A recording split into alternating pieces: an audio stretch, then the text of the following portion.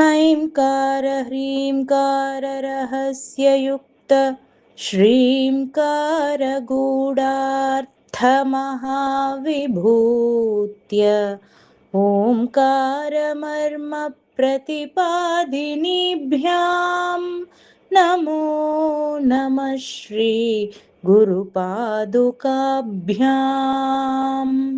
न्यासम् ॐ अस्य श्री सौन्दर्यलहरी स्तोत्रमहामन्त्रस्य गोविन्द ऋषिः शिखरिणी वृत्तः छन्दः श्रीमहात्रिपुरसुन्दरी देवता शिवः शक्त्या युक्तः इति बीजम् सुधा सिन्धोर्मध्ये इति शक्तिः जपो जल्पः शिल्पम् इति कीलकम् श्रीललितमहात्रिपुरसुन्दरी प्रीत्यर्थे सौन्दर्यलहरि पारायणे विनियोगः लौहित्यनिर्जितजपा कुसुमानुरागां पाशाङ्कुशौ धनुरिषूणपि धारयन्तीम् ताम्रेक्षगामरुणमाल्यविशेषभूषां ताम्बूलपूरितमुखीं त्रिपुरां नमामि।